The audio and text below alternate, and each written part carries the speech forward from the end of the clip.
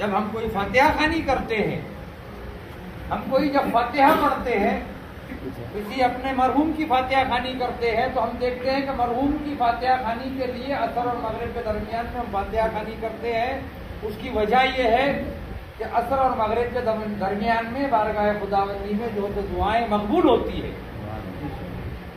تو اسی طریقے سے ماہ رمضان میں افطار کے وقت افطار، جیسا بھی مجھ سے ہمارے مولانا سکندر صاحب ہمارے باغ والے پٹھان یا شیخ کیا لکھتے ہیں وہ مجھے پتا نہیں، لیکن قادری کہوں گا انہیں، جو تو سلسلے قادریہ سے جو تو تمام جو تو وابستہ ہے ماشاءاللہ ہمارے سلسلے سے ہے نا، تو انہوں نے مجھ سے کہا کہ حضرت فاتحہ اور دعا پڑھی۔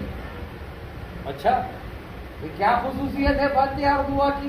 تو علماء بیٹھے ہوئے تھے، میں نے کہا بھی ضروری ہے، آپ آئے ہیں تو دعا تو ہونی بھی چاہیے، نہیں تو دعا ہوتی ہے، لیکن آپ آئے ہیں، غوث اعظم کا شہزادہ ہے، تو انشاءاللہ العزیز روزے کا عالم ہے، ہم سب روزدار ہیں، آپ دعا کیجیے، ہم آمین کہیں گے، قبول ہو جائے گی انشاءاللہ، ہے نا۔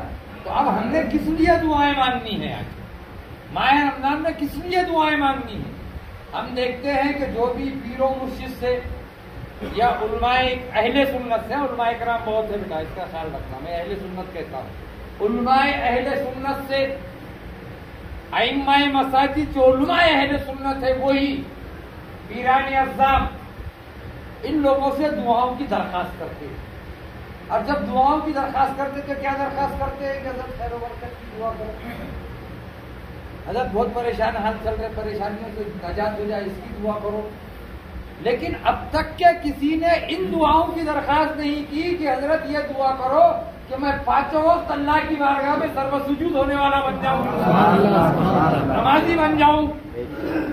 میں نے جمعہ کی نماز کے بعد میں جب لوگ بیٹھے تھے، اب دیکھو بولنے کا موڈ نہیں تھا، اور حاجی صاحب ناراض ہو کے کھڑے تھے، اپوشن بولتے ہمارے مہاراشٹر کے دیوار میں، کیا بولتے اس کو، اپوشن آنا ابھر آئے، بولے زتر بولا، نہیں بولے زتر نہیں ابھر آنا تھا، ہے کہ ایک تو اپوشن چالو ہے سب کا اپنا۔ اب ان کا وہ اپوشن میرے نام پہ ہونا ہو تو غلط بات کی، تو میں سوچا کہ تھوڑا سا بول ہی دیتا ہوں۔ اب انہوں نے لگا دیے کام کو، تو اب کام سن لیجیے کہ ماہ رمضان روزے، اب یہ روزوں میں دعاؤں کی جو مقبولیت ہے تو یہ صرف وقت افطار ہے ایسا نہیں ہے، اس میں عام لمحوں میں بھی تمہاری دعاؤں کی مقبولیت ہے۔ اور کامیابی کا راز کیا ہے ہمارے قرآن مقدس میں؟ رب تبارک و تعالیٰ ارشاد فرماتا ہے، رومان اکرام خطبے کی غزل کے خطبہ مسنونہ بھی نہیں پڑھا، تقریر نہیں کرنے کی بھی شروع ہو گئے، چلو کوئی بات نہیں، خطبہ مسنونہ جو تو عربی الفاظ اور نصیحت، واضح و نصیحت ہی خطبہ مسنونہ ہے، تو جو میں کہہ رہا ہوں مسنون ہی ہے یہ سب۔ حی علی الصلاۃ، حی علی الصلاۃ، کامیابی کا راز سمجھو۔ اب آپ ماہ رمضان میں نے آج نصیحت آمیز بیان کیا، شاید آپ کے مولانا وہاں پر ہے نا، علماء کرام میں یہ تھے وہاں پر، میں نے آج ایک نصیحت کی، آج کوئی تقریر نہیں کی وہاں پر، ایک نصیحت کی، کوئی جذبات نہیں، کچھ نہیں، صرف نصیحت آمیز باتیں، جملے میں نے یہ استعمال کیے کہ ماہ رمضان کی رحمت ہمیں کیوں نہیں مل رہی ہے، ماہ رمضان کی برکتیں ہمیں کیوں نہیں مل رہی ہے، ماہ رمضان میں مغفرت والا عشرہ ہے، اس میں ہماری مغفرتیں کیوں نہیں ہو رہی ہے؟ مغفرت کیا صرف مرنے کے بعد ہمیں لوگ جنت میں جانا ہے اس کا نام مغفرت سمجھ رہے ہو کیا؟ مغفرت اسی کا نام ہے کیا صرف مر گئے تو یا اللہ مغفرت فرما اور جنت نصیب فرما، اسی کا نام جنت ہے، اسی کا نام مغفرت ہے؟ نہیں، مغفرت دنیا میں بھی ان ظالموں سے ہمیں ہونا ہے، یا اللہ ہمیں ان ظالموں سے نجات اور مغفرت دے، اور ان پر ہمیں جو ہو تو حاوی کر، ان ظالموں پر جو ظالم آج ہمیں پریشان کر رہے ہیں نا، ہمیں مٹانے کی کوشش کر رہے ہیں۔ تو بعد میں ہمارے جمعہ میرے ذہن میں ایک بات آئی کہ ماہ رمضان نماز سے دور، ماہ رمضان روزوں سے دور، ماہ رمضان نیکی سے دور، ماہ رمضان صدقات، خیرات، زکات، فطرات، ان تمام چیزوں سے دور، پھر سونے پہ سہاگا، ہم مسلمان ہیں اور ہماری دعا رمضان جیسا مہینہ ہے تو کیا بولنا ہوتا ہے، اللہ قبول نہیں کر رہا، بہت پریشان۔ دعا قبول ہوگی کب؟ دعا قبولیت کا درجہ کیا ہے؟ رحمت، برکت، مغفرت، اور جس کے لیے ہم دعائیں مانگ رہے ہیں تو یہ دعائیں مانگا کرو اور یہ دعاؤں کی درخواست کیا کرو اگر کامیابی اور کامرانی چاہتے ہو، رحمتیں برکتیں اور اپنی مغفرت چاہتے ہو، اور ان ظالموں سے نجات چاہتے ہو، ان ظالموں پر حاوی ہونا چاہتے ہو، تو اپنے بزرگوں سے، اپنے پیروں سے، اپنے علماء اہل سنت سے، ائمہ مساجد جو علماء اہل سنت کے ائمہ ہیں، ان سے یہ دعائیں منگوایا کرو کہ ہمیں نمازوں کی توفیق کی دعائیں جو تو مانگو آپ پر، یہ دعائیں وہ کیوں؟ حی علی الصلاۃ، حی علی الصلاۃ پڑھتے ہو کیا نہیں؟ کب پڑھتے ہو یہ بولو؟ اذان میں پڑھتے ہو نا حی علی الصلاۃ، حی علی الصلاۃ ہے نا؟ تم سب پڑھتے نا اذان میں حی علی الصلاۃ، حی علی الصلاۃ، کیا مطلب ہوا؟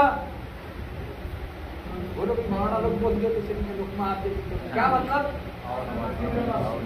آؤ نماز کی طرف، آؤ نماز کی طرف۔ دیکھیے سوال میں جو ہے نا کچھ دم ہے، بلانے میں کچھ دم ہے، آؤ نماز کی طرف، آؤ نماز کی طرف، حی علی الصلاۃ، حی علی الصلاۃ، آؤ نماز کی طرف، آؤ نماز۔ پھر اس کے بعد مؤذن پکار رہا ہے حی علی الفلاح، حی علی الفلاح پکار رہا ہے نا مؤذن دوبارہ، حی علی الفلاح، حی علی الفلاح، آؤ کامیابی کی طرف، آؤ کامیابی کی طرف۔ اب تمہاری کامیابی کائیں میں بولو؟ ہماری دعاؤں میں ہے کیا؟ ہماری دعا نے جو بتا دی حی علی الصلاۃ بولتی، مسجد میں گھس گئے حی علی الفلاح بولتے، ہماری کامیابیوں کا مطلب بزرگوں کی دعائیں، علماء حق کی دعائیں، پیران اعظام کی دعائیں، اللہ والوں کی دعائیں، اس کی ضرورت ہے۔ دعائیں دیتے ہو تب تو یہ جملے سننے کو ملے۔ حی علی الصلاۃ، حی علی الصلاۃ کا مطلب بھائی بار بار مجھے تو یہاں مسافہ ہوتا ہے، حضرت جو تو جب بھی آئیں گے زبردستی آتے، مغرب کی نماز پڑھاتے، زبردستی جو تو ہاتھ میں لکڑی دیتے اور بیان کرنے کے لیے جو تو بولتے بیٹھو اٹھے تو یاد رکھو، جانا نہیں باہر، ہے نا؟ تو بار بار سنتے ہو تو اس کی وجہ یہ ہے کہ ہماری سمجھ میں آ جائے کہ ہماری کامیابی اور کامرانی اگر چاہتے ہو آپ حاجی صاحب، تو کامیابی اور کامرانی یہ ہے کہ نمازوں پہ آ جاؤ، نمازوں کو قائم کر لو، اور جب تم نے نمازوں کو قائم کر لیا تو روزے بھی قائم ہو جائیں گے، نماز بھی مل جائے گی، اور جب ہاتھ اٹھاؤ گے دعاؤں کے لیے تو اللہ تعالیٰ ہماری دعاؤں کو قبول کر لے گا۔ تو اس کے فرمان کے مطابق ہم عمل پیرا ہو رہے ہیں نا، اس کے فرمان پر ہم عمل پیرا ہے۔ اس لیے تو اقبال نے کہا تھا نا کہ خدا نے آج تک اس قوم کی حالت نہیں بدلی۔ اگر بدلنا چاہتے ہو، اگر اپنے آپ کو بدلوانا چاہتے ہو اور ان ظلموں سے نجات حاصل کرنا چاہتے ہو، میں دور حاضرہ پہ کہہ رہا ہوں، ماہ رمضان کو دور حاضرہ پر لے رہا ہوں، اگر ان ظلموں اور تشدد سے خود کو آزاد کروانا چاہتے ہو تو اپنے آپ کو بدلوا لو، اور بدلنے کے لیے کیا کرنا ہے؟ آپ کو تلوار تھوڑی دینا ہے۔ تلوار دینے کی بات نہ علماء اہل سنت کہیں گے نہ پیران اعظام کہیں گے آپ سے۔ تلوار آپ کے ہاتھ میں نہیں دی جائے گی، آپ کے ہاتھ میں تسبیح دی جائے گی۔ پیر مہر علی شاہ صاحب قبلہ رحمۃ اللہ تعالیٰ علیہ ریلوے اسٹیشن پر بیٹھے ہیں لاہور کے، اتنا کہہ کے ختم کر تو وہ لاہور جو وہ حاجی صاحب بیٹھے، مجھے نہیں ادھر بولنے کا جو بولنے کا، حاجی صاحب کی آواز، پیر مہر علی شاہ صاحب قبلہ رحمۃ اللہ تعالیٰ گولڑا شریف پاکستان۔ آپ ریلوے اسٹیشن پہ بیٹھے ہوئے، انگریزوں کا دور ہے، آپ کے اطراف میں آپ کے چند مریدین ہیں، حاجی بادشاہ صاحب جیسے اور تمہارے جیسے بھولے بھالے سیدھے سادھے لوگ، سب تم میں سے سب میرے ساتھ بیٹھے، گولڑا شریف ریلوے اسٹیشن پہ بیٹھے ہوئے، ٹرین آئی، ٹرین میں جو تو ان کا جو تو سب سے بڑا ہٹلر ہے، کمانڈ چیف اینڈ کمانڈر جو ہوتا ریل سے اترا، وہ اتر کر جو جب چلنے لگا تو اس نے چلتے چلتے دیکھا کہ ایک جگہ جو تو کچھ لوگ کھڑے ہوئے ہیں، بیچ میں ایک شخص بیٹھا ہوا ہے، باقی سب کھڑے ہوئے ہیں ہاتھ باندھ کر، اور بیچ میں جو شخص کھڑا ہے وہ بیٹھا ہوا ہے، وہ کوئی بات نہیں کر رہا ہے، اس کے ہاتھ میں ایک تصویر، اس کے ہاتھ میں ایک تصویر، وہ اپنی تصویر کے ساتھ بیٹھا ہوا ہے، لوگ بس بادب کھڑے ہوئے، کوئی بات نہیں کر رہا، یہ تصویر چل رہی۔ تو وہ جو ان کا جو چیف اینڈ کمانڈ تھا، اس نے دیکھا، اس نے دیکھ کے جو اپنے جو تو ساتھیوں سے پوچھا یہ کون ہے؟ کہا ہمیں نہیں معلوم۔ تو پوچھا کون ہے؟ تو پھر وہ جو ساتھی تھا اس نے جو تو اردو زبان میں پوچھا، وہ مجمع میں ایک شخص سے کہ یہ کون ہے؟ تو بولے یہ ہمارے پیر و مرشد ہے۔ کامیابی کا راز دے رہا ہوں، تو نہ کہہ کے ختم۔ تو کہا یہ ہمارے پیر و مرشد ہے۔ اچھا، تو بولے یہ ان کے پیر و مرشد ہے، یعنی ان کے گرو مہاراج، ان کے پیر و مرشد ہے، یعنی یہ ان کے جو تو ماسٹر ہے۔ اچھا ان سے پوچھو کہ ان کے ہاتھ میں کیا ہے. چیف آف کمانڈ نے پھر پوچھا ان سے پوچھو ان کے ہاتھ میں کیا ہے. پھر اس نے سوال کیا اردو میں سامنے والے سے کہ ان کے ہاتھ میں کیا ہے. تو پوچھے بھائی ہاتھ میں کیا ہے. تو حضرت نے جواب دیا کہ یہ تسبیح ہے, یہ تسبیح ہے.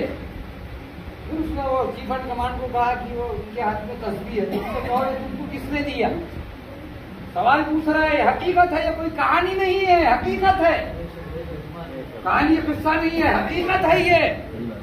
اب یہ کس نے دیا. پھر پوچھا گیا یہ آپ کو کس نے دیا. تو پیر مہر علی شاہ صاحب رحمۃ اللہ علیہ نے فرمایا کہ یہ مجھے میرے پیر و مرشد غوث اعظم نے دیا. کیا کہا, یہ مجھے میرے پیر و مرشد غوث اعظم نے دیا. کہا یہ مجھے پیر و مرشد غوث اعظم نے دیا, ان کے گرو نے, ان کے گرو کے گرو نے. اچھا کہا یہ کیا کام کرتا ہے پوچھو. اللہ اللہ کرنے کے لیے دیا ہوا. اب یہ سب سوالات ہونے کے بعد میں پیر مہر علی شاہ صاحب قبلہ کو اللہ کے ولی ہے, مصلحت کی خدا کی کچھ دکھانا بھی مقصود تھا. آیا جلال پوچھا کہ بھائی اتنے سارے سوالات مجھ سے کیا, میں بھی اس سے ایک سوال کر لیتا ہوں کہ اس کے پاس یہ کیا ہے پوچھو. تو پوچھا گیا اس کے پاس کیا ہے. ریوالور لگا ہوا تھا, پستول. آج کے ڈیجیٹل انڈیا میں ریوالور اور ہمارے دور میں پستول, اور اس سے پہلے دور میں بندوق. کہا یہ پستول ہے. اچھا یہ پستول ہے, پوچھو اس کو کس نے دیا. تو کہا میرے چیف اینڈ کمانڈ نے, میرے اوپر والے نے دیا. تو کہا یہ کس لیے دیا. تو بولے میری حفاظت کے لیے. بولے یہ کیسی حفاظت کرتا پوچھو. تو اس نے وہ نکالا کہ کوئی دشمن اگر سامنے آ جائے اور مجھ پہ اٹیک کرے, مجھے مارنے کے لیے کوئی دشمن آئے گا, چیف اینڈ کمانڈ وہ انگریز, وہ کہہ رہا ہے کہ کوئی دشمن اگر مجھ سے حملہ کرنے آئے گا تو میں یہ اس طریقے سے نکالوں گا. اور ایک چڑیا بیٹھی ہوئی تھی ریلوے اسٹیشن پہ جو تو پائپ پر سامنے, وہ نکالا اور نکال کے اس کو ڈشی اڑ کے اڑا دیا, اور چڑیا لگی اس کو گولی اور نیچے تڑپنے لگی, نیچے گر کے مر گئی. اچھا یہ اس کے لیے دی ہوئی. اس کو بولے ہاں. ان سے پوچھو, بولے یہ تمہاری تسبیح کیا کام کرتی. میری پستول نے یہ کام کیا. تمہاری تو تسبیح ہے, تمہارے جو بڑے نے دیا, تمہارے جو چیف نے دیا, تو یہ کس لیے دیا پوچھو. پیر مہر علی شاہ صاحب قبلہ رحمۃ اللہ علیہ جگہ پہ بیٹھے ہوئے, گولی اس چیف اینڈ کمانڈ نے چلائی تھی. پیر مہر علی شاہ صاحب قبلہ گولی نہیں چلا رہے ہیں. پیر مہر علی شاہ صاحب قبلہ وہ تصویر لے جا کے خود نہیں لگا رہے ہیں, بلکہ پیر مہر علی شاہ صاحب قبلہ وہ تصویر اٹھائی, اپنے غلام کے پاس دی اور کہا اس چڑیا پر لے جا کر رکھ دے. اس چڑیا پہ جیسے ہی وہ تصویر رکھی گئی, وہ چڑیا پھر سے اڑی اور اٹھ کے جا کر وہ فرماتا یہ کیا مطلب ہے. کہا یہ کام کے لیے میرے غوث نے دیے, یہ میرا کام. تو مسلمانوں اللہ کا کرم ہے کہ اللہ تعالیٰ نے ہم مسلمانوں کو اپنے نبی پاک تاجدار دو عالم مصطفیٰ جان رحمت محمد رسول اللہ صلی اللہ علیہ وسلم کی امت میں پیدا فرمایا. سونے پر سہاگا کہ ہمیں ماہ رمضان بار بار نصیب کر رہا ہے, تو اس کو ہاتھ سے جانے مت دو. اس کی نعمتیں, رحمتیں, برکتیں لوٹو, اور لوٹنے کا واحد ذریعہ ہے حی علی الصلاۃ, حی علی الصلاۃ, حی علی الفلاح, حی علی الفلاح کا. بالکل مسجد میں داخل ہو جاؤ, اللہ کے خزانے لوٹتے رہو, روزے رکھتے رہو. اللہ تعالیٰ سے دعا ہے کہ اللہ تعالیٰ ہم تماموں کو مصطفیٰ جان رحمت صلی اللہ علیہ وسلم کے صدقے تو ماہ رمضان کے باقی بچے ہوئے روزے رکھنے کی توفیق عطا فرما. ہم سب کو ماہ رمضان